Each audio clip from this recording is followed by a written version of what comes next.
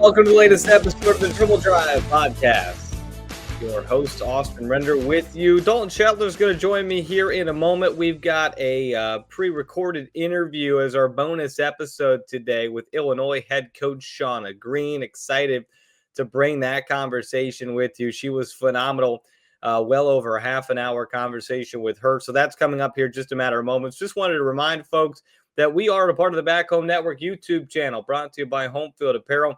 Go to that YouTube channel, hit subscribe. You'll get notifications on when we go live throughout the season. We're going to try and do live episodes as much as we can so you all can be involved in those shows in those weekday afternoons.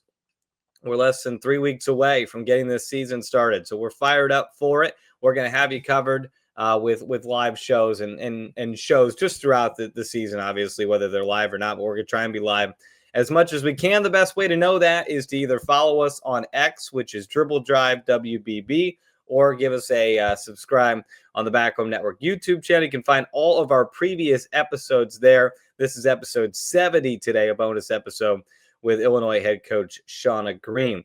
Again, we're also available on Apple and Spotify podcasts. If you're more of the listening type on the go, that's fine too. Give us a download there, subscribe to those channels, and leave us a review. That stuff helps us. And tell a friend. We got the season coming up in 2.5 weeks, so the more we can spread the word, the better and more fun this is going to be as we go through the season.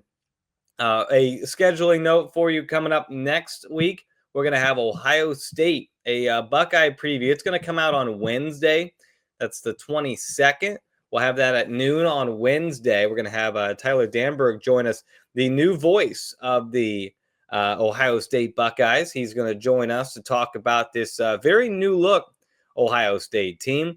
And then coming up on Friday, a week from today, Charlie Cream joins the show to talk some bracketology before the season begins. Plenty to talk about with him. He's got 13 Big Ten teams in the field. So that's our next couple of episodes. Wisconsin preview then comes up the next week. And then Dalton and I preview week 1 of the college basketball season. Only 4 more episodes after today before we get the season started. Episode 75 will be a season episode where we're talking about games that are happening. So exhibition games are starting to kind of trickle in, some close scrimmages, all that stuff, but hard to keep track of all that with 18 teams. So we'll certainly have you prepared when we put out our preview episode. Should be on October 31st when we get that preview episode out for week 1. So that's kind of the next couple of weeks. We're going to go Ohio State preview, Charlie Cream, Wisconsin preview, week 1 preview. So it's going to be an awesome couple of weeks here. Great content. Again, subscribe to the YouTube channel. Download our episodes on Apple and Spotify. However you consume us, we appreciate you being a part of the show. Without further ado, let's jump to our conversation with the Illinois Fighting Illini head coach Shauna Green, talking about her 2025-26 Illini. Welcome into a bonus episode of the Dribble Drive podcast. Your host, Austin Render, Dalton Shetler with you, and we are joined today by Shauna Green, the head coach of the Illinois Fighting Illini. Coach, thanks so much for joining us. Excited to have you. Excited to talk some Illinois women's basketball. How's the offseason going for you? Oh, thanks for having me on, guys. I always love to, anytime we can talk basketball, I'm up for it. But no, the off season's been great. It's here. Season is here. Just was looking at my calendar, and we have 3 weeks until our first scrimmage. And as a coach, as you know, we always want more time. I don't think we're ready yet, but everything's going well. I have a young group that's really eager and so hungry, and they've just been great, full of energy. So I'm excited.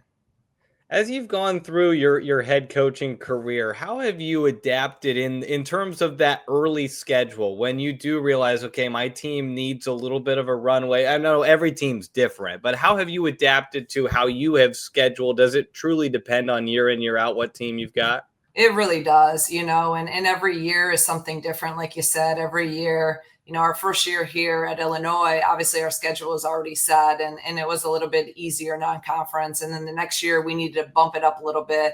And then last year we tried to ramp up that non-conference to get us, obviously ready for the ultra competitive Big Ten, but also to get some opportunities to get a couple signature wins for an at-large berth. And, obviously we beat Florida State, who was ranked our first game last season, which really set the tone for us. This season, obviously we're younger. And I think we need a schedule to kind of get us some experience early on. But then we do have to go to Oregon State, to Missouri, and to Florida State, which for a young team on the road, all those schools are very well coached and hard to play on their home court. So we'll be tested early. But again, all of that prepares you for the Big Ten, which obviously, as you guys know, night in and night out, literally anyone can beat anyone.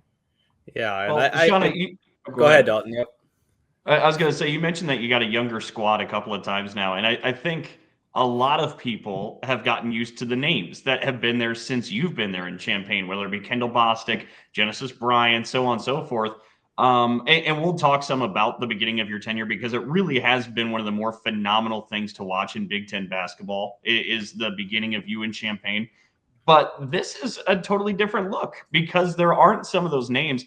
How have they gotten acclimated? What's it like having such a shift because they've been around for so long?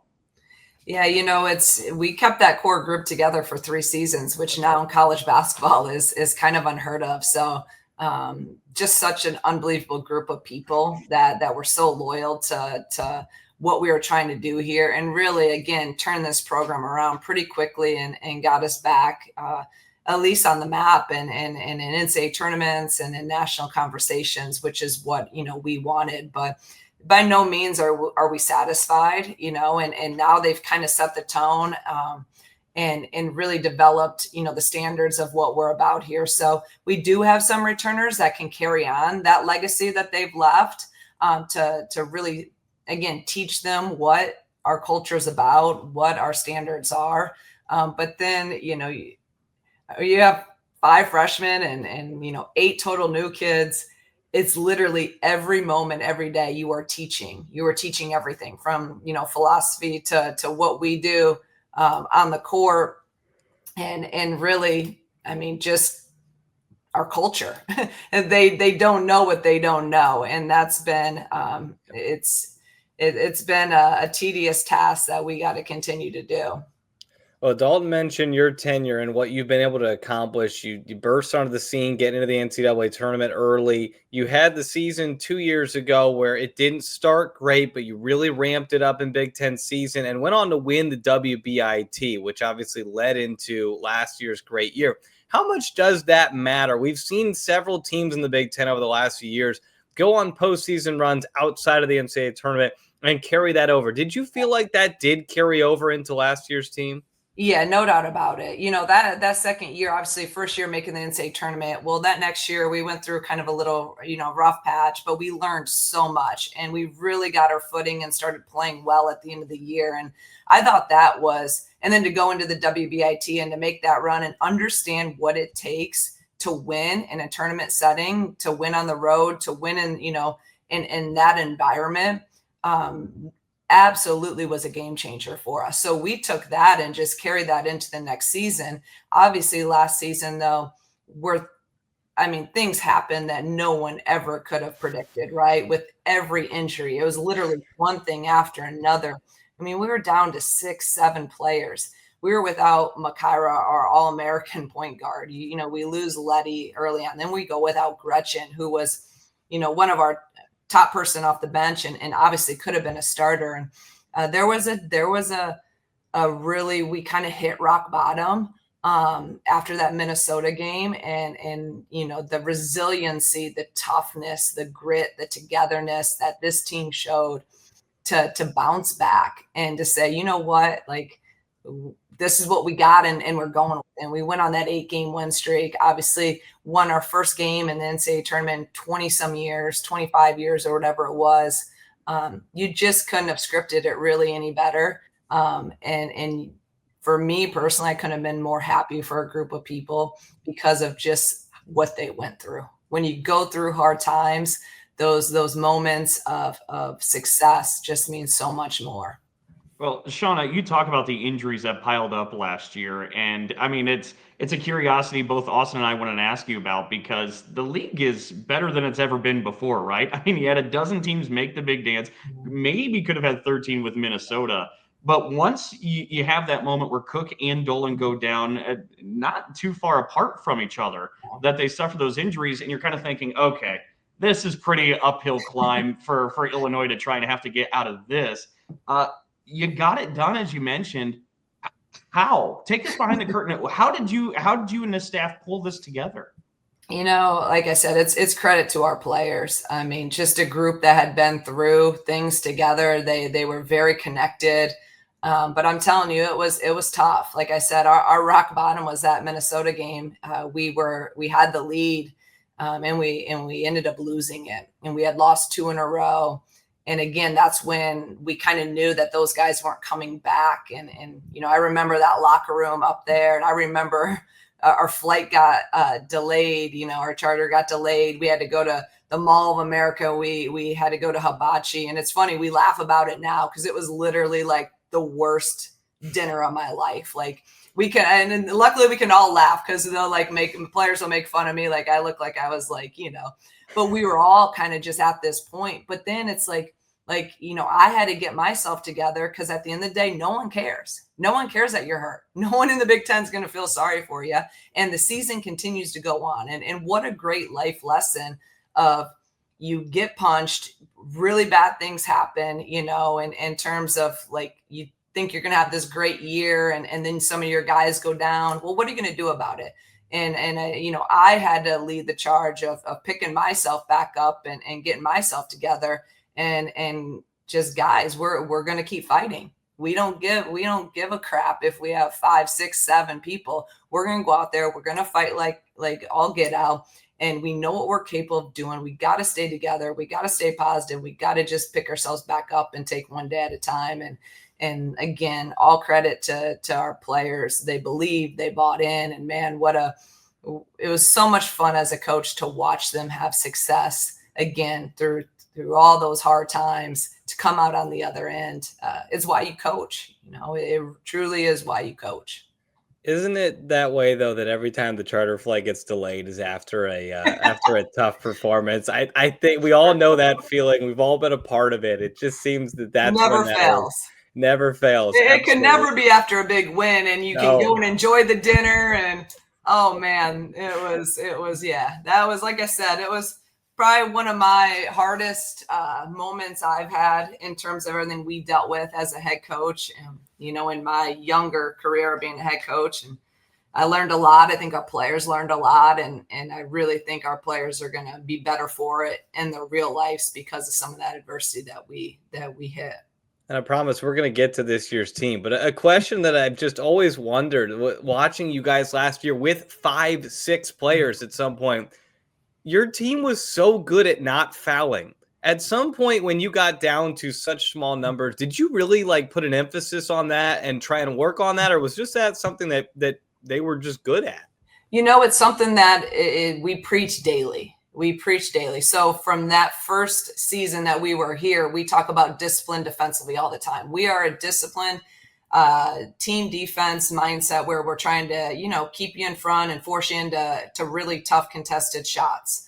And so we're not up in passing lanes and ultra aggressive on the ball. So the discipline piece, and if you would have been in our practices, for the first 2 years, I mean, we're constantly, on them. We fouled all the time and blowing the whistle, and they get mad because we call the foul, and so I think just our daily, again, standards and holding them accountable to discipline defense, play defense with your feet, led to that moment that group was together for 3 years. Now, right now, if you think about, if you ask me about this team, we probably foul the most in the country. We haven't played a game. We're going to foul out. Luckily, I have more depth because we're going to foul out before, first half. I mean, I have multiple people. We foul nonstop right now. So I'm trying to instill that discipline with this group.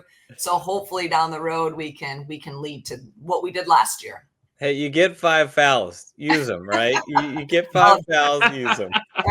Don't tell that to this team. They already do that. They think they have more than 5. So Oh, Well, man. before we actually talk about this year's team, I do have two other questions I want to ask you, Shauna. One, as Austin and I have talked about on this show, of course, Austin travels around with Indiana. I travel around with Michigan State. I remember I will your hold that first against you guys. year at Illinois. We showed up in Champaign. Yeah, please don't.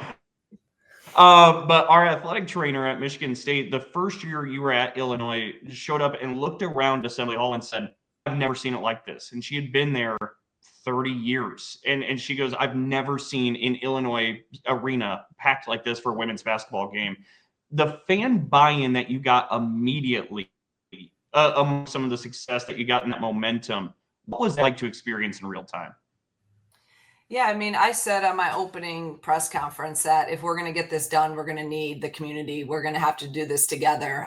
Coming from a school like Dayton, where we had so much support and the community embraced us and it mattered. I know what it takes. I can see Big Ten arenas that are full.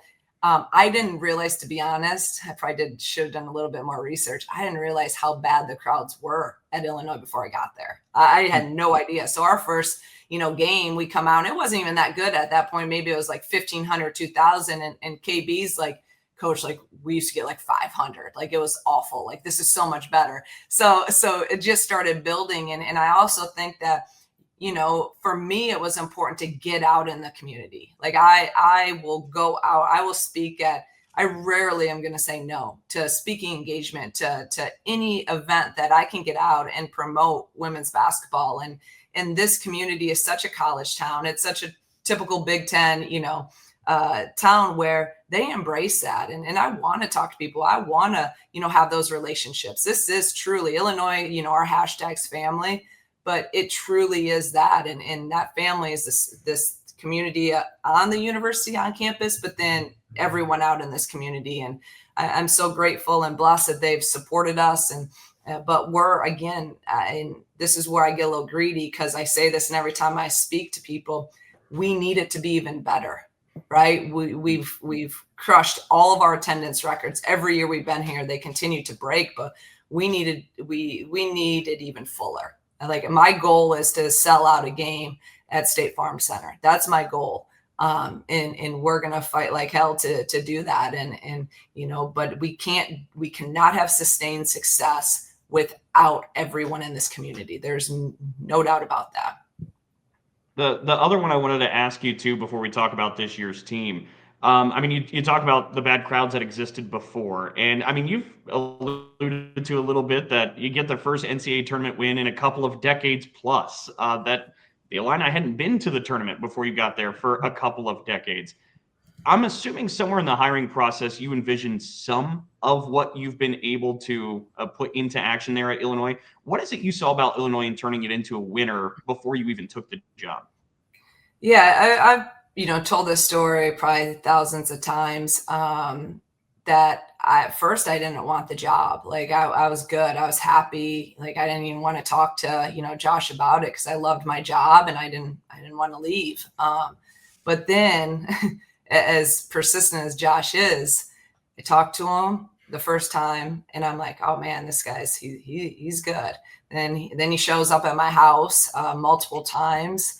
And we spend, hours talking about just his vision, the school, my vision. And I knew then I'm all about people. I knew that this guy was a real deal. And obviously he's one of the best, if not the best ADs in the country. And I would not be at Illinois if it was not because of Josh Whitman.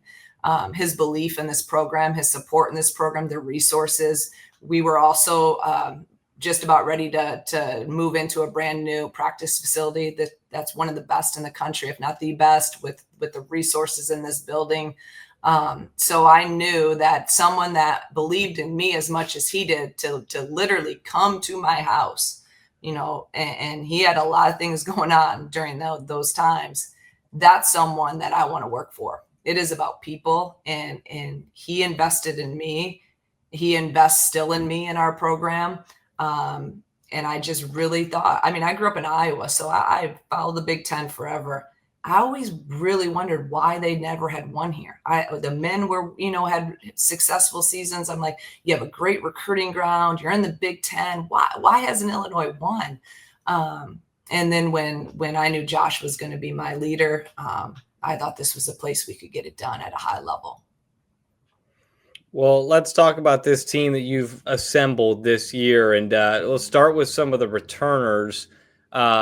Thrust into maybe a bigger role, I don't know necessarily, but Barry Wallace last season had to play a lot of minutes because of all the injuries. What's the next step for her? How much can that experience she got last year help her in her sophomore season? Yeah, I think that experience, for a freshman to play as much as she played, to be in big moments, she hit big time shots. She didn't shy away from those moments, started the majority of the games. So obviously we're looking at her to be, one of those guys that is going to obviously be taking a lot of shots, and we need her to score at a high level. We need her rebounding to continue to go up. Her defenses continue to improve.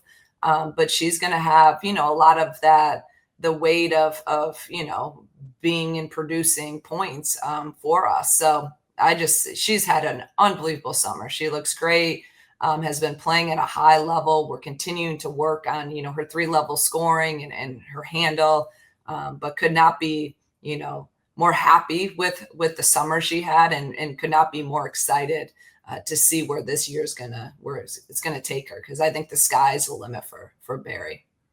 Well, and another returner that we've mentioned already, Gretchen Dolan. It was kind of a backbreaker when she got hurt last season, but now you get her for this year. Where's she at in terms of her recovery with the injury timeline, and how does she fit best into this 25-26 Illini squad? Yeah, Gretchen's another one that obviously, is going to need to play at a high level and score and produce at a high level. If you guys, remember those first 8 games or whatever she played really well. She was scoring at an elite level. The Oregon game, she had a huge game off the bench, and that was her last game. So she's she's a scorer. She's a scorer who obviously, when you average whatever 50 some points that she did in high school, something absurd. Like, she knows how to put the ball in the basket. And also from her freshman year to her sophomore year, the games that she played, her defense took a huge step up. So that experience, her ability to, again, score at all 3 levels, her ability to defend is going to be something that is obviously huge for us when you lose, your top 5 score or top 4 scorers or whatever it was. So her, Barry, Jazz, those returners that have experience are going to really have to lead the way for us. My gosh, I'm looking at her bio, 38.4 points per game in 2022. Yeah, that's a scorer right there. That's somebody who knows how to put the ball in the basket. Mm-hmm. Somebody that you didn't get at all last season because of injury was Letty Vasconcelos. Talk a little bit about, obviously a 6'7" center is going to be very helpful, but talk about how she fits in and what Illinois fans can expect to see from her. Yeah, I'm so excited to just my only thing with Letty, and I pray every night, I just want her to stay healthy, just for her own self, right? She's been through so much, and she's such an amazing person, and she went through it wasn't just your normal ACL recovery and surgery. So she's gone through a lot, and I just want her to be able to play college basketball and go out there. And it's funny because the other day in our huddle, I was going around and I always want their opinions and thoughts on the day. And she's like, I'm just so happy to be out on the court. And like, to have that mindset, I think we all need to remember that, to be grateful for just being able to play this amazing game. And so she's in a really good place. She's coming back every day, gets more confident, gets more comfortable on the floor. She's 6'7". She has unbelievable hands. Obviously, we just got to continue to get her in the condition where she can play, 3-4 minutes spurts at a time. It's going to be different, right? We don't have KB literally played 40 minutes a game. So now it's going to be kind of multiple people making up those 40 minutes, and hopefully multiple people making up, KB's how many rebounds she got a game. But so excited for Letty. And again, just can't wait to see her out there healthy on the floor in an actual game in an Illinois jersey. Austin and I are pretty excited about the transfer portal class that you brought in, Shauna, and we could talk about some of those pieces. But overall, when you went to this offseason and you started going through the transfer portal, what was it that you and this staff were looking for? What were the key things? Yeah, I mean, obviously we needed a point guard, and that's where we had recruited Adalia Guyton the first time around, and she went to Iowa. So that was our number one need. We had obviously Destiny Jackson, an elite, highly recruited freshman coming in, but we wanted a little bit more experience, and we've always played 2 point guards. You cannot only have 1 point guard at this level. So that was a need. And then we just wanted really a bigger wing that could score and that could defend, because, losing Dal, who was a big time defender and obviously scored points. But so that was where Maddie came into play from Villanova. She had averaged 14 points there, could score at all 3 levels, played in a complex system. So obviously understands the game and has a high IQ. And then she's long, and we needed, our whole thing since we've been here, we needed to get bigger across the board. I mean, we were probably one of the smaller teams in the country the last 3 years, from point guard to 5 players. So we've done that. We've addressed that through the transfer portal, through our 2025 class, which, was an unbelievable class for us. There's times out there now, we're so big, we could play and so versatile. We just need experience. Well, let's talk individually. Those 3 players that you brought in through the transfer portal. You mentioned Maddie Weber from Villanova, Leah Guyton from Iowa, and then Gisela Segura comes in as well. Talk a little bit about what all of them can add to this year's program. Just experience, but in a team that, is full of freshmen and not that much experience, we wanted to hit home with that. And also we wanted people from winning programs. I think that's just really important. So, obviously Iowa was an elite program. So Aaliyah got that experience, and then Villanova has been really good in Maddie's time there. We actually played them in the WBIT championship. So, 2 great programs. And then G is someone that, we just really just wanted another grad transfer that was here 1 year that would bring some college experience as well. And she's been great for us as well. Well, you brought up Destiny Jackson, who maybe just leads this recruiting class if you're looking at the numbers, because this, by the way, too, for listeners that may not be aware, one of the best freshman recruiting classes in the country. You have a group of 5. 4 of the 5 commits are top 100 players. 3 of the 5 are top 50 players. How excited are you to have this kind of crop of talent come in, and how early can we expect them to make an impact? Yeah, I mean, extremely excited. As a class, we knew that needed to be elite. They needed to be a top class in the country because of who we were, replacing. You don't ever, it doesn't, with the COVID year, it never works out how you want to. We didn't know we were going to get all those people. It's great because they all stayed, but you have 5 of your starters. You don't normally want to plan recruiting classes like that, but we knew it early that they were staying. So we got to really go hard at that 25 class. And, I just could not be, our staff did an unbelievable job in putting that class together and work their butts off to get it done. All those kids they have length, they have versatility. They're all our type of people and character and believe in this place and really want to, again, come to a place that has not done some of these things and really be somewhere that you could leave a legacy. So all of them, they all bring their own stuff to the mix with Destiny, with Cece out of Canada, with Manuela, who played on her national team for Brazil, Erica Finney from Australia, who obviously is an elite shooter, and then Naomi Benson, who, maybe didn't get as much hype, but she could be really, really good and super athletic and does a lot of things that we don't have people that can do. So could not be more excited about this freshman class. And to answer your second piece, they're going to have to help us right away. and they're going to be thrown into the fire right away. And I'm going to have to, my word for this year is patience. I'm going to have to be patient. I'm going to have to, understand that there's going to be some of those freshman mistakes. And the only way you can work through them is they need experience. And so we're just going to have to go through some of those learning curves. And And then we got to retain this class like we retained that previous class for multiple years, which is easier said than done nowadays. But that's our goal, to keep this group around Champaign for years to come, to do something hopefully that has not been done here. Well, speaking of keeping people around Champaign, you obviously kept this class together for a long time, but you've also kept Kendall Bostic around in other roles now within the athletic department. You just can't get rid of her that easily. So she's back. How nice is that to have her around and just being in Champaign and just I'm one of the best players that we've seen come through the Big Ten recently. So to have that as somebody to bounce stuff off of for some of these new players, how valuable is that? I think it's extremely valuable. And I also think it speaks to Illinois and the community and the culture that we've really established here from our program, and the connection that our players have with administration here. I know that doesn't happen all the time. So when your people in administration, are looking out for you like that they're going to find you a job right out. And it's a big time job. I think that just shows, again, coming back to that family atmosphere that is truly unique at the P4 level. With Josh and Sarah being able there to help her in this role.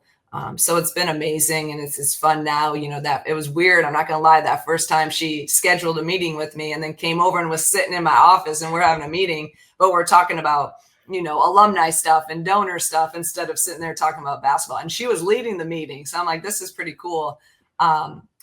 She did walk into practice a couple weeks ago for something. I'm like, KB, you got any years of eligibility left? At least, maybe one. And then Adalia's around too this year. She stayed around and is working and at least for one more year. So it's been, she's around practice. And again, it's so important to see that the culture, the relationships, and that family feel, because that's what we're preaching. That's what our whole program's about. And to see them want to stay here in this area is pretty cool.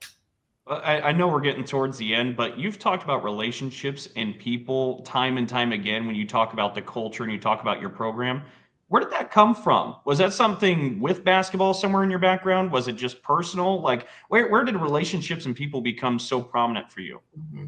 I think it's just really kind of who I am and what I've always been about from a young age. Like, it's about, it's more about the people. The people make the place. I'm from Iowa. I got recruited by a lot of schools further away, and I went to Canisius College, which people are like, why would you go to Buffalo, New York?